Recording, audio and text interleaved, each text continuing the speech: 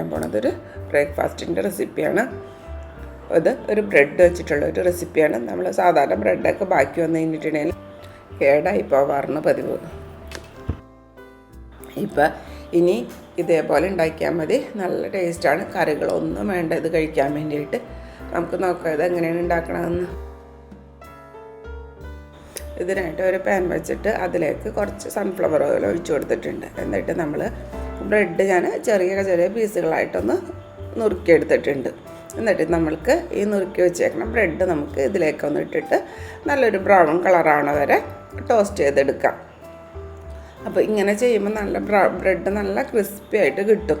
അപ്പോൾ അതിന് വേണ്ടിയിട്ടാണ് നമ്മൾ ഇങ്ങനെ ചെയ്യണത് കേട്ടോ. ഇപ്പോൾ ഇത് നല്ല ബ്രൗൺ കളറിൽ നല്ല ക്രിസ്പി ആയിട്ട് കിട്ടിയിട്ടുണ്ട്. ഇനി നമുക്കിതൊരു വേറൊരു പാത്രത്തിലേക്ക് മാറ്റാം. എന്നിട്ട് നമുക്ക് ഇതിനാവശ്യമായിട്ടുള്ള മസാല തയ്യാറാക്കാം.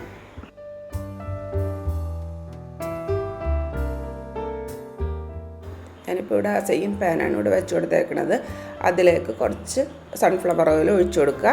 എന്നിട്ട് അതിലേക്ക് കുറച്ച് ഇഞ്ചി വെളുത്തുള്ളി ചതച്ചത്, പേസ്റ്റ് ആയാലും മതി, ചതച്ചത് ഇട്ട് കൊടുക്കുക. ഒരു 4 വെളുത്തുള്ളിയും ഒരു ചെറിയ പീസ് ഇഞ്ചിയും ചതച്ചതാണ് ഇത്.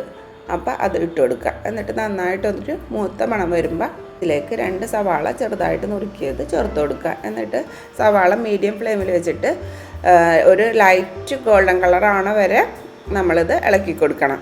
എന്നിട്ട് അതിലേക്ക് ഒരു 2 ലൈറ്റ് ഗോൾഡൻ കളറാവണ സമയത്ത് നമുക്ക് അതിലേക്ക് ഒരു 2 പച്ചമുളക് ചെറുതായിട്ട് അരിഞ്ഞത് ചേർത്ത് കൊടുക്കുക.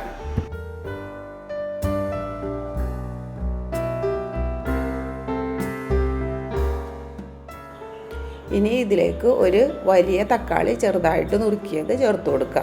എന്നിട്ട് ആവശ്യത്തിന് ഉപ്പും ചേർത്ത് നന്നായിട്ട് മിക്സ് ചെയ്തെടുക്കുക. സവാളയിൽ ഈ തക്കാളി നന്നായിട്ട് അലിയണ വരെ നന്നായിട്ട് വഴറ്റി കൊടുക്കണം. ഇനി അതിന് ശേഷം ഇതിലേക്ക് ഒരു 1/2 ടീസ്പൂൺ മുളക് പൊടി, പിന്നെ ഒരു 2 ടീസ്പൂൺ ടൊമാറ്റോ പേസ്റ്റ്, പിന്നെ 1 ടീസ്പൂൺ സോയാ സോസ്, ഒരു 1/2 ടീസ്പൂൺ കുരുമുളക് പൊടിയുടെ അളവ് ഞാൻ എപ്പോഴും പറയണ പോലെ നിങ്ങളുടെ എരിവിനനുസരിച്ച് ചേർത്ത് കൊടുക്കുക.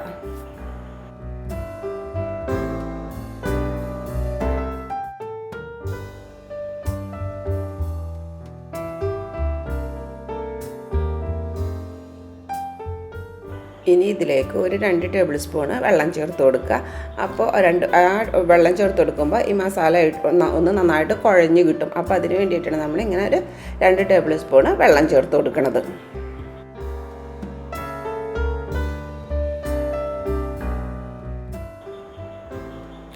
ഞാൻ ഇനി ഇതിലേക്ക് ഒരു പകുതി ക്യാപ്സിക്കം ചേർത്ത് കൊടുക്കുന്നുണ്ട്.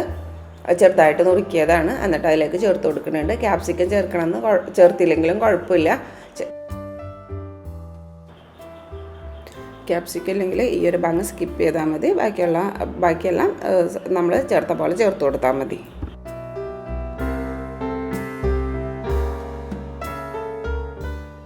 ഇനി നമ്മൾ ടോസ്റ്റ് ചെയ്ത് വെച്ചേക്കണം ബ്രെഡ് ഇതിലേക്ക് ഇട്ട് കൊടുക്കുക. എന്നിട്ട് ഒരു 2 മിനിറ്റ് നന്നായിട്ട് ഇളക്കി കൊടുക്കുക. അപ്പോൾ ഈ മസാലകളൊക്കെ ഈ ബ്രെഡിൽ നന്നായിട്ടൊന്ന് പിടിച്ച് കിട്ടും. പിന്നെ വേണ്ടത് കുറച്ച് മല്ലിച്ചപ്പ് ഇതിലേക്ക് ഇട്ട് കൊടുക്കുക.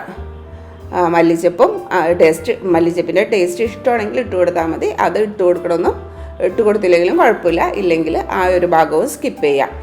എന്നിട്ട് ഒരു 2 മിനിറ്റ് വരെ വെച്ചാൽ മതി. അതല്ലാന്ന് വെച്ചിട്ടുണ്ടെങ്കിൽ ബ്രെഡിൻ്റെ ആ ക്രിസ്പിനെസ് പോകും. ഉണ്ടാക്കി കഴിഞ്ഞ് ഉടനെ തന്നെ കഴിക്കാൻ വേണ്ടിയിട്ടാണ് കൂടുതൽ ടേസ്റ്റ്. കാരണം ആ ഒരു ക്രിസ്പിനെസ്സും ഉള്ളിൽ നല്ല സോഫ്റ്റായിട്ട് ആയിരിക്കും.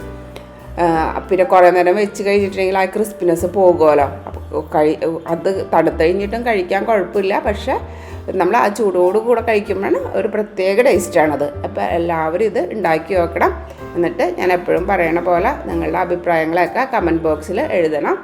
പിന്നെ നമുക്ക് ആരെങ്കിലും പുതിയതായിട്ട് കാണുന്നവരാണെങ്കിൽ ഒന്ന് സബ്സ്ക്രൈബ് ചെയ്തൊന്ന് സപ്പോർട്ട് ചെയ്യണം. നിങ്ങൾക്ക് ഈ റെസിപ്പി ഇഷ്ടമായിട്ടുണ്ടാകുമെന്ന് വിചാരിക്കണം. എന്തായാലും ഒന്ന് ട്രൈ ചെയ്ത് നോക്കണം. നിങ്ങൾ ഒരിക്കൽ ട്രൈ ചെയ്ത് കഴിഞ്ഞിട്ടുണ്ടെങ്കിൽ ബ്രെഡ് ബാക്കി വന്നു കഴിഞ്ഞിട്ടുണ്ടെങ്കിൽ അല്ലെങ്കിൽ ബ്രെഡ് വാങ്ങിച്ച് കഴിഞ്ഞാൽ നിങ്ങൾ എന്തായാലും ഇത് വീണ്ടും ഉണ്ടാക്കും. കുട്ടികൾക്കൊക്കെ ഭയങ്കര ഇഷ്ടമാകും ഇത്.